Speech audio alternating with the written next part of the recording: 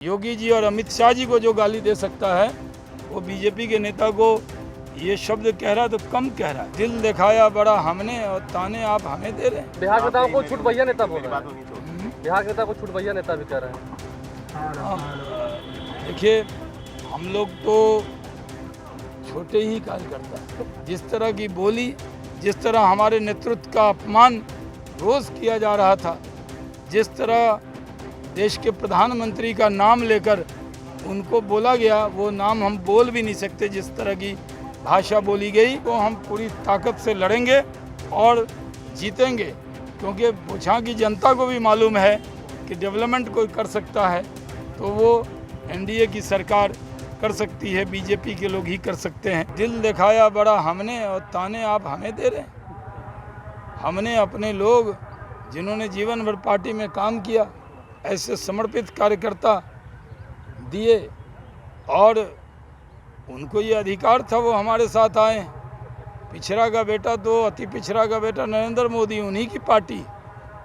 और देखिए किस तरह की भाषा लोग बोल रहे थे। यूपी का जो रिजल्ट है वो बहुत से भाषा का जवाब दे चुका है। आप लोग को सुबह सुबह बधाई भी दे रहे थे। मुकेश सहनी कह रहे थे कि हमारे सहयोग से ही अब नंबर 1 पार्टी बन रही है। उनका कहना था कि हम जो भी जवाब देंगे अमित शाह को देंगे, यहाँ उन्हीं को जवाब देंगे। मतलब बिहार नेताओं को छूट भैया नेता बोल रहा है।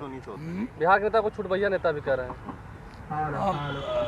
देखिए, हम लोग तो छोटे ही कार्यकर्ता हैं, बहुत छोटे। भारत रत्न अटल बिहारी वाजपेयी के कैबिनेट में भी काम किए, तब भी अपने को कभी बड़ा नहीं माना।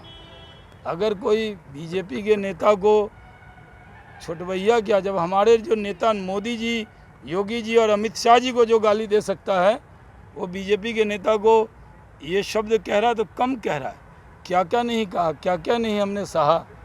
हम सब कुछ स्वीकार कर सकते हैं, लेकिन अपने नेता का अपमान स्वीकार नहीं कर सकते। मंत्री पद से इस्तीफा देंगे क्या? मंत्री पद कह रहे हैं, मुख्यमंत्री का विशेष अधिकार है। विधायकों ने उनका साथ छोड़ दिया है, क्या उनको नैतिक अधिकार है कि वो मंत्रिमंडल में बने रहें? नैतिकता जो शब्द है वो जो इस पर चलता है वही उसका डेफिनेशन दे सकता है। नैतिकता दूसरों के लिए नहीं होती है, खुद के लिए होती है। इसी को नैतिकता कहते हैं। अलग सिंबल से लड़े थे, लेकिन उन्होंने कभी भी बीजेपी नहीं छोड़ी थी। उनका सिंबल अलग था, लेकिन दिल तो हमारा ही था, लोग हमारे ही थे। और जिस तरह की भाषा, जिस तरह की बोली, जिस तरह हमारे नेतृत्व का अपमान रोज़ किया जा रहा था, जिस तरह देश के प्रधानमंत्री का नाम लेकर उनको बोला गया, वो नाम हम बोल भी नहीं सकते। जिस तरह की भाषा बोली गई और जिस तरह का व्यवहार किया गया, तो हम लोग वो तीनों जो विधायक थे वो सब, जिस पार्टी के वो नेता थे उसके व्यवहार से दुखी हुए और तीनों स्वतः हम लोगों से मिल रहे थे और कह रहे थे कि हमारे जो डीएनए है वो बीजेपी का है, हमें यहीं रहना है। अब वो तीनों हमारे साथ आए हैं। अब बीजेपी लोकसभा में भी हम नंबर 1 पार्टी हैं, विधान परिषद में भी हम नंबर 1 पार्टी हैं और विधानसभा में भी हम नंबर 1 पार्टी हैं।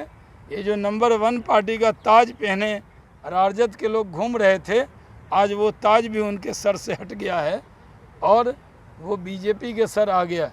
हमारा गठबंधन बहुत मजबूत है। नीतीश कुमार जी के नेतृत्व में ये सरकार पूरे 5 साल चलेगी और विकास के पथ पर डबल इंजन की सरकार आगे मजबूती से काम करती रहेगी। बोछा की जो सीट है उसको हम पूरी ताकत से लड़ेंगे और जीतेंगे, क्योंकि बोछा की जनता को भी मालूम है कि डेवलपमेंट कोई कर सकता है तो वो एनडीए की सरकार कर सकती है, बीजेपी के लोग ही कर सकते हैं। तो उसमें हम सब चुनाव के मैदान में पूरी ताकत से लड़के 77 से 78 हो जाएंगे।